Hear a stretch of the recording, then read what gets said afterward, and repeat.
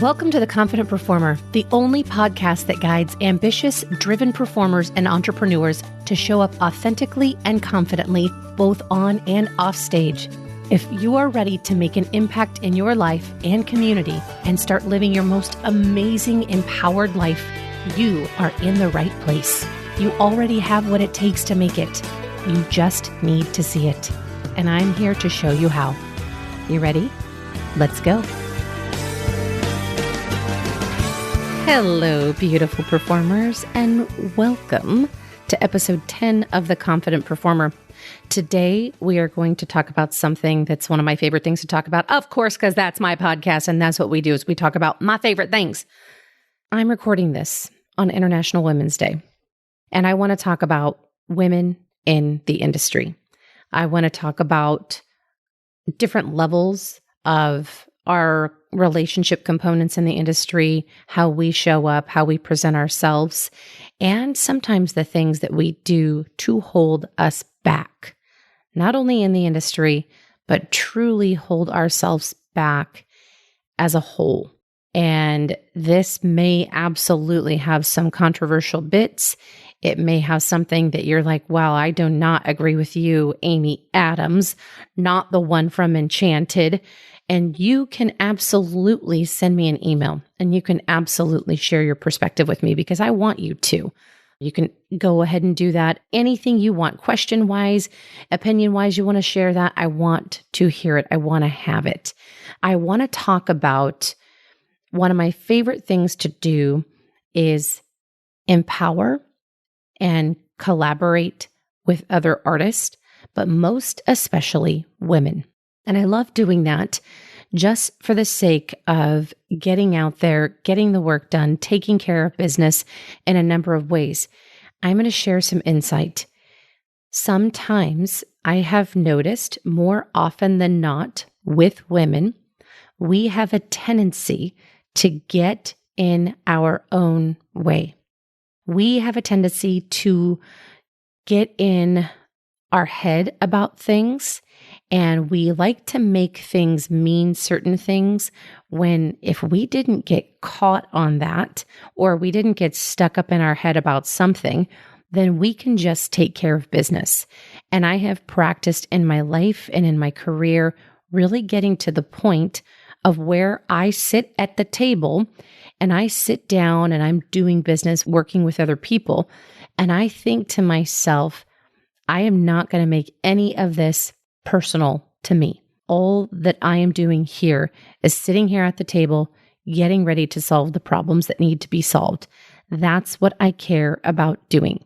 So in this realm, because I am an entrepreneur, because I am a performer who creates my own whole life, I decide how that's supposed to look and how I want it to feel and how I want my life to feel every single day when I show up. Now, I'm going to share this information, absolutely 100% my opinion. Most of this stuff is, other than if I'm quoting people. But this one, I want to talk about, I got some information from a book I read a long time ago, but one of the things that really kind of stood out about that book, the book Lean In, it's by Sheryl Sandberg. At the time she wrote the book, she was the COO of Facebook, and she still may be, for heaven's sakes, who knows. But when I referenced that sit at the table, that's something that she talked about. She actually ended up doing a TED Talk about that, but she was referencing that she had kind of invited individuals in to kind of have this collaborative work meeting, and that a number of the women opted to sit back. So there were seats at the table, but they opted to take seats that were kind of off toward the back, off on the side. And she referenced that it seemed like they were spectators rather than participants. And any of these things, if you take away anything today, I want you to take away, if you are a woman and you are in this industry and you are in business, I want you to sit at the table. I want you to show up for yourself. I want you to advocate for why you are there. I want you to know the value of your story and know the value of your presence in the room that you're in. Now, don't get me wrong. That doesn't mean you have to start telling your story just because you're sitting at the table. The work that's there to be done, focus on the work. But when you are sitting at the table and you are taking up space, you're not having to prove anything to anyone. When I reference that, we matter because we are matter, I absolutely believe that 100%. I believe that if we could, one woman at a time, increase our self-concept, increase and grow our self-confidence, we would be a happier race altogether. Altogether. The human race would absolutely benefit from beautiful, confident, competent women showing up, getting ready to do the work, whatever we're called to do, whatever is required of us at the time. Now, when I think about this, I cannot tell you, I think of so many names and individuals that I work with that I love and admire so much. And I do this as a practice, actually. I actually wake up and I meditate for a little bit. And I kind of focus on the day and I focus on the things that I want to achieve that day. I have this plan tomorrow today type thing from my coach that I do. So I have the day relatively planned out. Plus I have a full-time assistant who is my right-hand person and has my entire day also planned out. So that does help too. And I have my favorite phrase in the world to say. People always say, oh, must be nice to have an assistant. Must be so nice. You know what it is? It absolutely is. All it takes is money. So I want you to think, if you want that, you can have that. And she is one of the first people that pops into my mind when I think of my gratitude. And so in my meditations, I'm in this kind of gratitude space as well. So I think of the day, plan the day, and then I'm grateful. And in that pocket of gratefulness, that pocket of gratitude, attitude of gratitude, and I try to operate in that realm that day. And that usually kind of closes down my meditation moments. And I think of all the people I'm grateful for. Kelly McCarthy, she's my assistant. And man, she is my right hand. She is my left hand, my front hands, all of it. She is my partner. And I had a wonderful, wonderful assistant that actually was moving and then, ended up interviewing her and saying, this person is going to be great for the job. Her name was Sandra Bryant, and she was just a phenomenal little lady. And she actually still works with me. We work in a number of different realms together. And we actually do, promotional jobs and things for other companies together. So super fun. But I love thinking of the women that stand out, that support me, that inspire me. So I encourage you, pop into that space of gratitude. Think about the women in your life that inspire you. Think about the things that they do. I got to tell you, I have a friend who runs an organization here. Her name is Lauren Skidmore, and she actually runs what's called the Open Door Network. And it really helps women and children going through transitions and homelessness and people who have suffered violence. She's a strong, firm advocate for stopping human trafficking. And it is unbelievable to watch her work, unbelievable to watch her in the community, watch her beautiful brain. She has this beautiful, calm, kind of stoic way about her, which I love. And she's just wonderful, just a wonderful lady.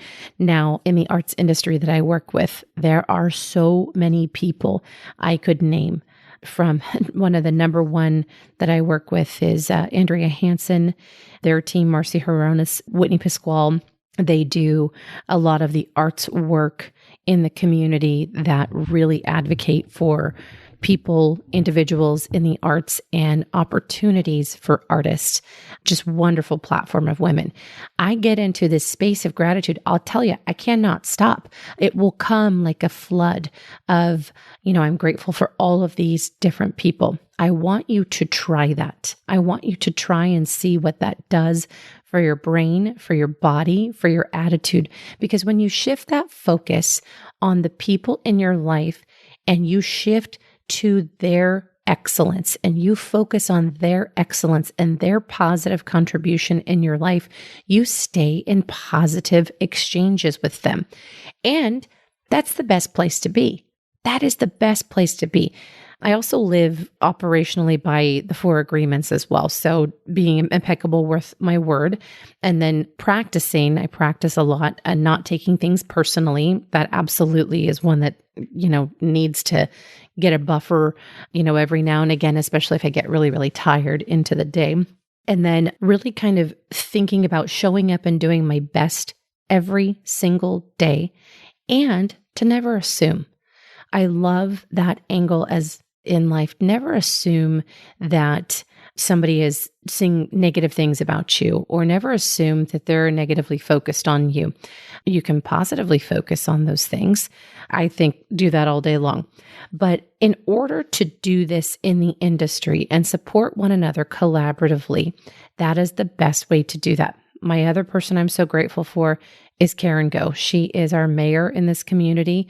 She's also the CEO of Garden Pathways, the organization I'm partnered with to mentor all of these beautiful children through the arts, and just amazing supporters of our community all together. Now, when you're in the industry, I want you to think about knowing your type, knowing your story. As a woman in the industry, sometimes our brain can automatically shift to, well, I'm not Megan Fox, or I'm not Sofia Vergara. And you think about all of these women who are headliners, front runners. And if you think that type-wise, that's your type, and you compare yourself to that, but in truth, you're a comedic actress, know your type. Focus on your type. And the more you focus on your story, I love to look at your life in writing your own way. And that's WRITE, write your own way. And we've heard that phrase as a cliche, but I say it and I mean it every single day. I make up my own rules. I do it all the time. I love it so much. And I really encourage you to do the same. Never compare yourself to others. Never. Decide where you are in your story and decide to show up and do your best. Decide to be impeccable with your word. Decide to not take things personally. Decide to never, ever assume anything negative about the work that you're doing. Keep yourself in that space of positivity, that space of gratitude, so that when you're in the industry and you're running into these people that you work with, it's all good. All the feelings, all the vibrations end up being very high vibrations. Now, when you are sitting at the table, I want you to think about your personal story and to advocate for your needs.